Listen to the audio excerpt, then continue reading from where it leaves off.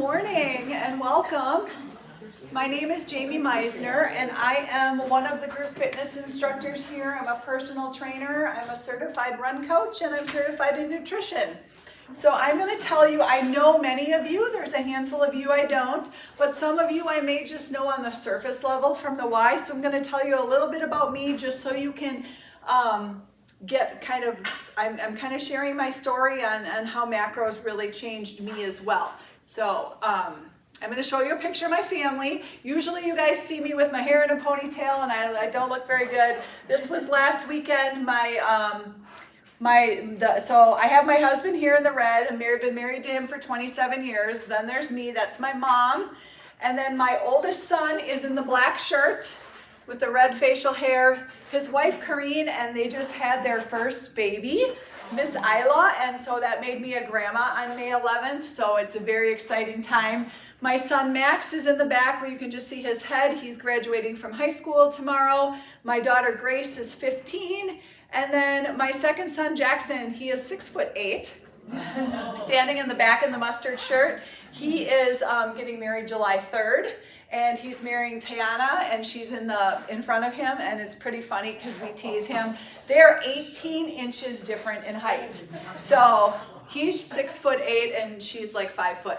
So, but that's my family, and that is really the why behind my why I did this transformation. So I'm going to give you a little bit of background about how I'm going to get that off my family so you guys don't have to look at my family. But I'm going to give you a little bit of background on how I got to where I am today and why I'm so passionate about macros.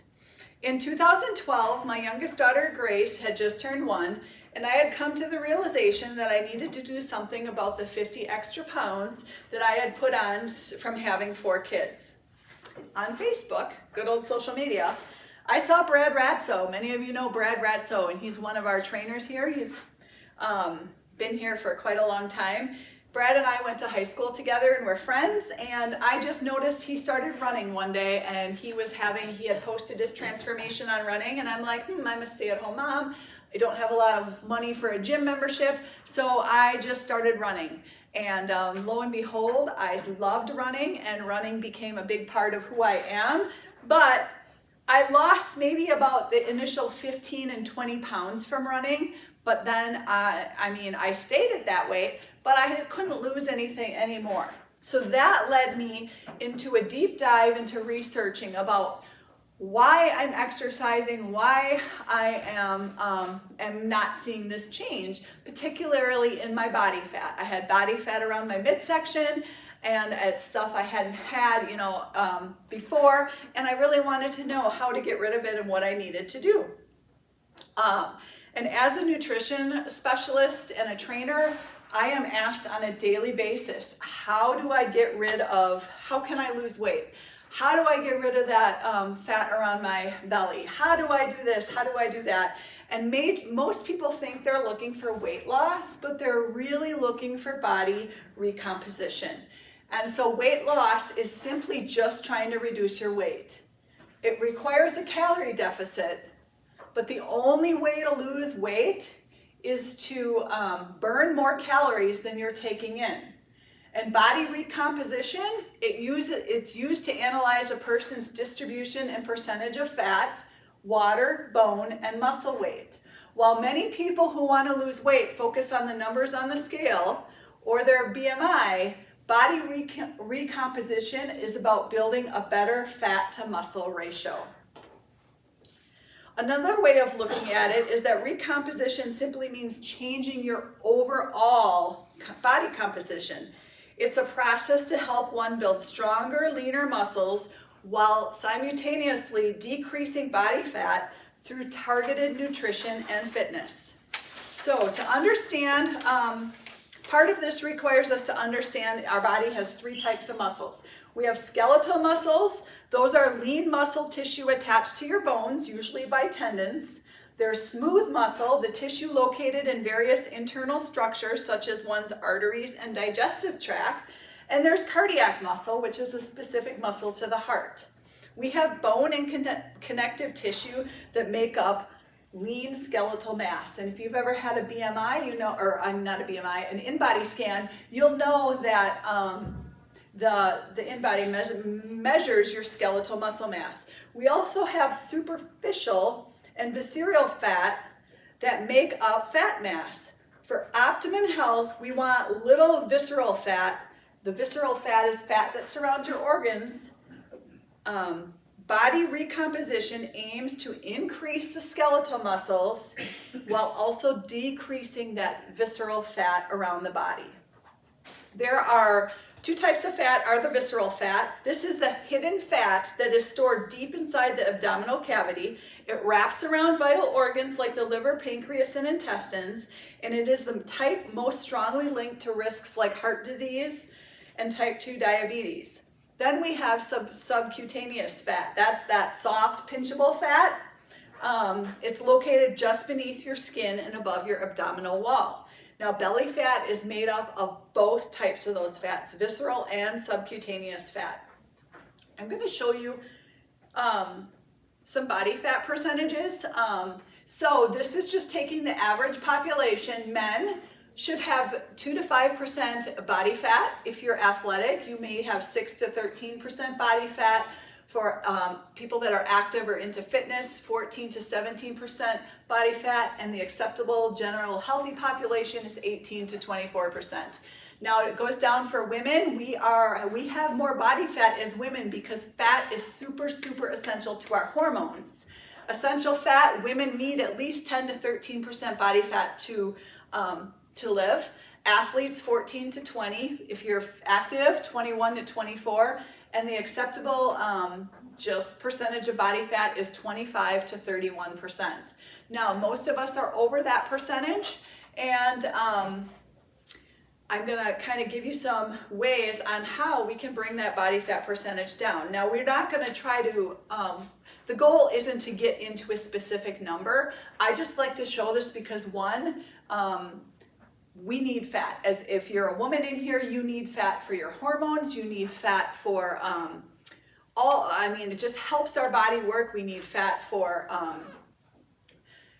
if you get too low of a body fat, and I've worked with women that have gotten too low of a body fat, usually that happens more with disordered eating or you're really obsessive about it, and it can wreak havoc on your system. So fat is not bad, it is good, and it is essential for our body. Now, oops, I'm gonna go back one more. Here's the question, should you lose weight or should you look at body recomposition? There's no one size fits all answer. Depending on your age, your genetics, your exercise level, your sleep, your stress, body recomposition can be easier for some and harder for others. But the overall goal is important to consider. Both body composition and weight are important measurements. Now, I get asked all of the time, am I too old to try to do body recomposition? Absolutely not. I work with clients, come on in, find a spot. I work with clients of all ages. Age is not a matter, does not matter. People like women especially like to blame hormones, peri and postmenopause. That's why I have this fat. Yes, it plays a part, but it absolutely is not an excuse. There's ways to go about it, and I'm going to share some of that with you today. So we're going to talk about macros. What the heck are macros? So if you're sitting here and you're like, I hear macros, I don't even know what it is. It's protein, carbs, and fat. Simple. The three main macronutrients that our bodies use as fuel. So, protein. Oops, I'm going to go back here just a little bit. Calories matter. Now, some of you may be thinking, yeah, macros matter. I've watched my calories. I've tried counting my calories. Calories do matter, but the quality and macro balance matters too. So when people try to lose weight, they try to restrict their calories or keep their calories at a certain level, where counting macros is having a certain number of protein, carbs, and fat and balancing it all out. A calorie deficit weight loss only happens for one reason, and you have to take less calories in than you take out. You can think of calories as energy. You need, and then exercise is energy. You need to bring in energy for fuel, but you need to let out more energy. And that's what fat loss is. Macros help you with hunger, energy level, muscle retention, workout performance, and long-term success. I'm gonna just stop right here. I have worked, before I came to the Y, I did have my own business. So I have worked with people in nutrition since 2020. And lots of people, probably over 200 people. I can tell you I have not met one person, and I'm not knocking anybody's way of weight loss or fat loss, but that has been successful with a keto diet or any other fad diets that has been able to successfully take that weight off. And then, yes, the weight comes off, but then it's once they try to go back to their way of life, it all comes back on. So that is, macros is what I have found when we talk about long-term success, and I will be sharing my story at the end and show you my journey. So first of all, protein, carbs, and fat, those are the macros. Protein is king. Protein, for every 1 gram of protein, it's 4 calories.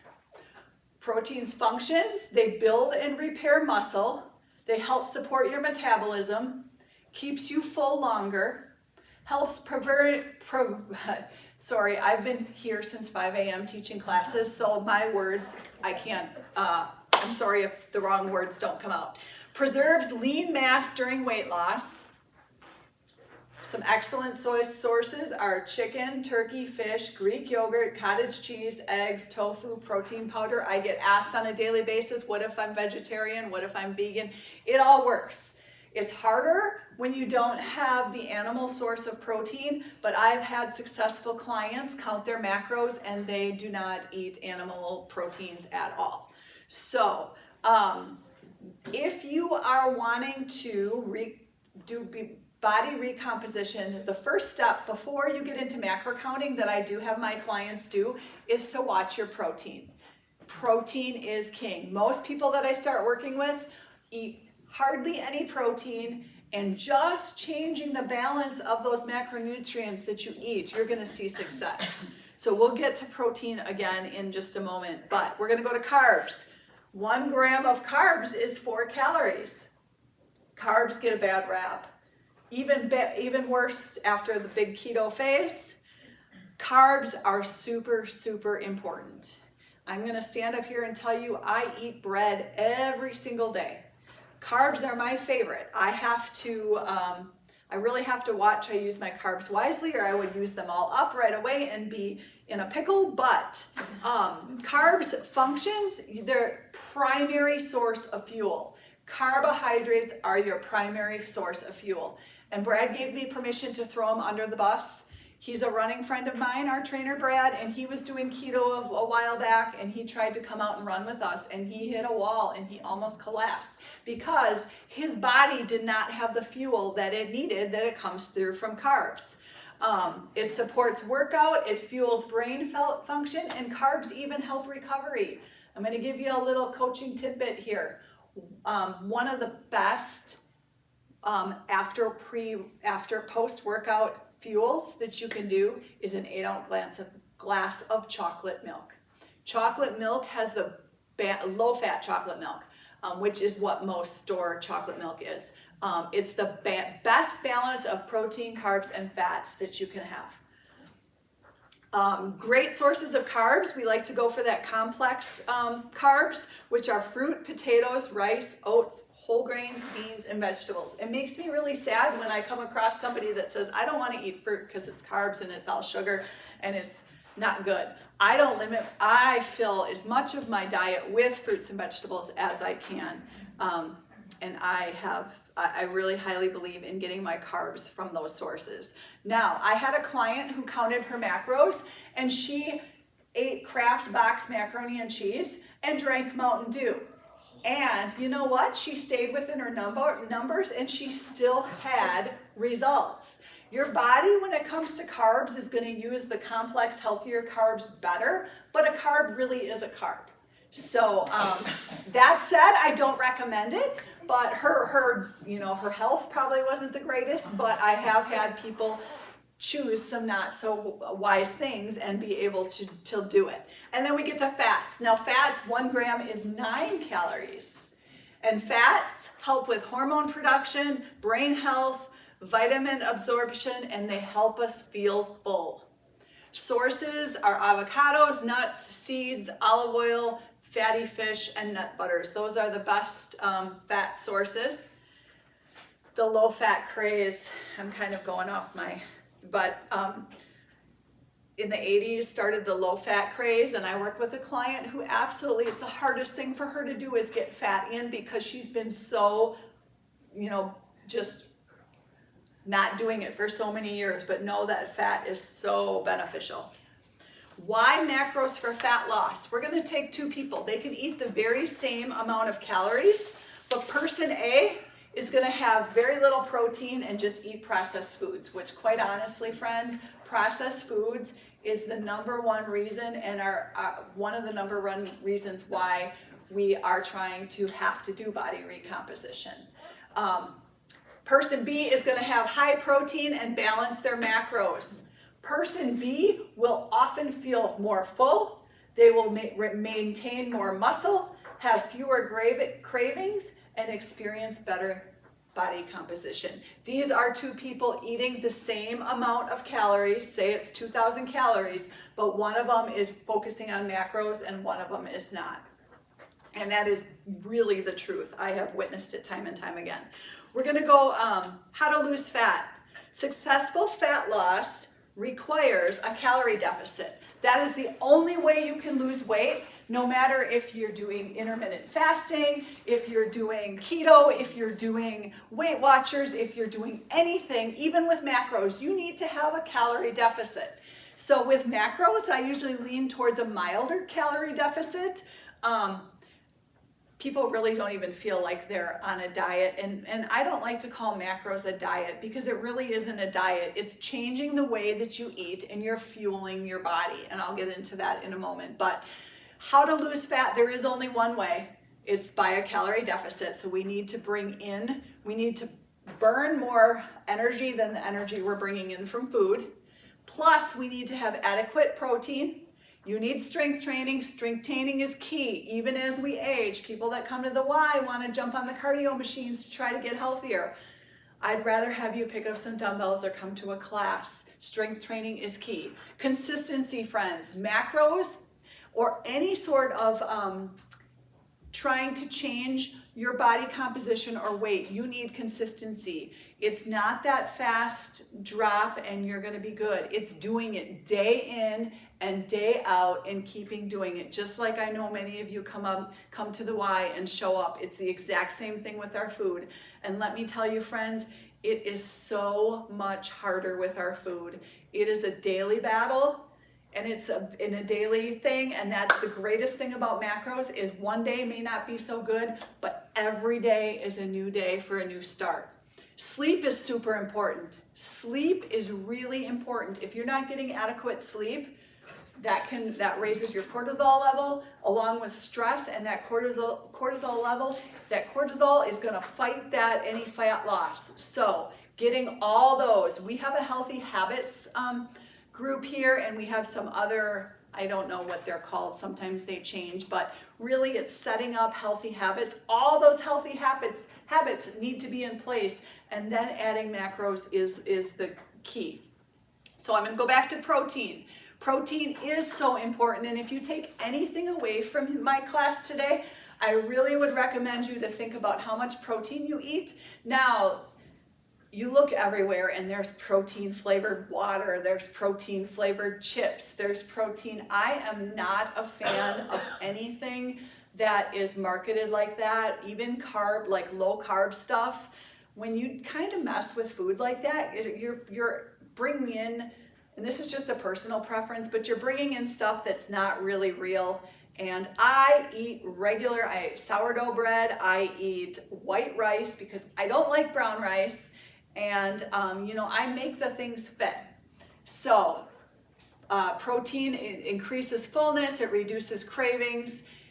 I already said this improves your body composition. How do you know how much protein to eat? So it's recommended 0.7 to 1 grams per pound of goal body weight. So if you want to weigh 150 pounds, you're going to eat between 105 and 150 grams per day. So here's a few common mistakes that happen. People eat almost all their protein at once. That's not a good thing. Your body, there's a little bit of clashing going on about how much protein that your body can actually use at once. Down here, my challenge is for you to eat 30 grams of protein 4 times a day. So that's what I do. So say my magic number was 120 grams of protein. I aim for about 30 grams of protein at breakfast. I aim for 30 grams of protein at lunch. I aim for 30 grams of protein at dinner. And I try to get my 30 grams of protein in there in my extra leftover macros for my snacks. Now, if you're not a big meat eater, if you're not a big protein lover, it can get tough. I tell you, I do use protein powder. There's nothing wrong against that. Some people like it. It is a processed food, but for me, I eat more Greek yogurt than I probably look like Greek yogurt. Eggs get a bad rap because of the cholesterol, but they're actually one of nature's most perfect foods. So I pretty much almost eat 2 eggs a day. Skipping breakfast protein is key. You want to get protein right away in the morning. I never, in my probably the first half of what I've been alive, I never ate breakfast. I just wasn't a breakfast eater, but breakfast is so important. It really does break the fast. So if you're coming to the Y and you're working out, I really highly recommend that you eat something before you come. About 25 grams of carbs and 15 grams of protein would be beautiful. And then after you work out, I have a protein powder that I put in 8 ounces of water, and it's in my bag, and I just drink it. So then I'm getting about 30 grams of protein after I work out. Protein after strength training is really good because it gets into your muscles, and it's been proven to be beneficial. So trying to break it up, and then underestimating your protein needs. So my mom is 75 and she just is not a big eater, and she doesn't hardly eat any protein. And she's like, I'm 75, I don't need protein. It is super important. It's super important for any age. She may not need as much as me, but it is super important. And sometimes just changing just that simple thing you notice changes. So I'm going to go in over calculating macros. Now I'm not going to spend a whole lot of time on this, friends, because there are macro calculators that you can find online. You can have somebody like me calculate your macros, but I'm going to kind of tell you how it's figured out. The simplest starting point is you're going to start with protein. Oh, first of all, how many of you ever done an in-body scan here at the Y? We have an in-body scan. It's just a fancy scale. There's a few things you need to do before, and you step on it and it gives you your body fat percentage, it gives you your skeletal muscle mass, and it gives you, oh my goodness, what else am I looking for? Skeletal muscle mass, body fat. Anyway, it also on there has your basal metabolic rate. Your basal metabolic rate is how many calories you would burn just if you were laying in bed alive.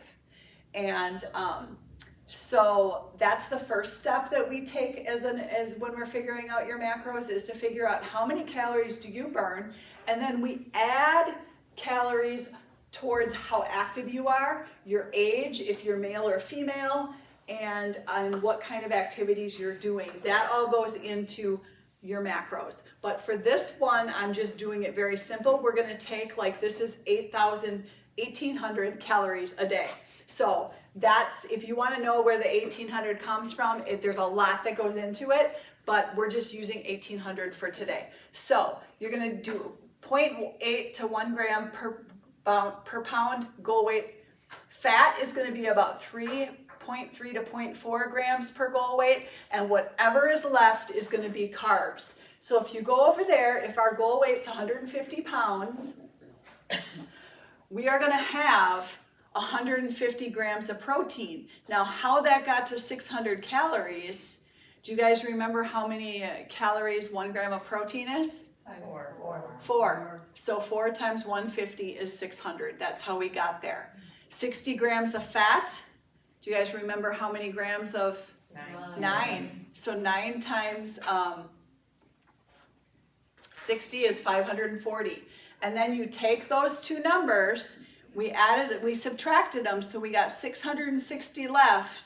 And we divide 660 divided by 4 because there's 4 calories in one carb, and we have 165 grams of carbs. No, I don't expect you to understand this. This is something that you can find a calculator online. You can find a nutrition person to help you. But so this person, their macros would be 150 grams of protein, 165 grams of carbs, and 60 grams of fat. And so that, yes? What is the name of the scale that you mentioned? It's called an appointment to do that? You do. It is a cost. So if you're a Y member, and I'm just saying it off the top of my head, I think you can get maybe 3 of them for $30 or something. Or they're $15 each. It is called InBody, INBODY. And we have it down here in the Ellinger Center. You do make an appointment, and it's just a great starting point because it measures everything. And if you're gonna start a journey, it's really good to, that does come free if you hire a personal trainer and if you're involved in some of our nutrition classes and stuff. Also, if you take MX4 class, you get free InBody scans. So this person, instead of counting 1,800 calories, is going to count their macros. There's apps for it. We're going to get to it, but they're going to count every day. All their food is going to add up that they eat in the day. The protein should hit 150, carbs 165, and fat is 60. All right, this is where we're going to get into how to track macros. So now you know what your macros are. How do you track them? I've had people old school track them in a notebook. That gets pretty tricky. You look at food labels, you look at, so if you bought a loaf of store-bought bread, you're gonna look at serving sizes. If you've never looked at serving sizes, that is one of our healthy habits that you need to start with before you even wanna think about going down this route. But most people track it with with apps. So I use my Macros Plus because that it's a cheap version of a way that I can connect with my clients as well. My Fitness Pal is one. There's Chronometer. There's one called Lose It. I mean, you can look it up. There's a ton of them. Now we're going to talk about macro counting tips. Say you decide that you want to count your macros. The number one way to know how much you're eating is to weigh your food. Now that gets a little, some people are like, what? Weigh my food? But you get a food scale. They're pretty cheap on Amazon. Costco has a nice one. They're like $10, and you just weigh your food. So for instance, I had Greek yogurt and blueberries for breakfast yesterday. I put my bowl on the scale. I tared it out to 0. I added my yogurt. It was 222 grams. So I entered that into my food log. And then I had blueberries. It was like 50 grams of blueberries I had in there. I added that. So that is a little bit tedious when you're tracking all your food, but I can tell you that it becomes old school. You really quick, you get used to it, you do it, and you're going to be much more successful if you know exactly how much you're eating. Even weighing in grams is more consistent than if you're guessing and eyeballing a cup or a tablespoon or that. We do prefer grams. Sometimes you have to do what you have to do. Now, I'm not going to make you take a banana and take it out of the scale and weigh it. If I was at home, could I do it? Sure. But something like that, you could guess and say a medium banana or a small banana. You want to try to log your food before you eat it. So I always tell my clients, I plan out my day. So that's one of our healthy habits, that we learn is to pre-plan your food, meal plan. A lot of us don't like to do it. A lot of us like to fly by the seat of our pants, and that pre-planning is one of the biggest keys to staying on track and being consistent.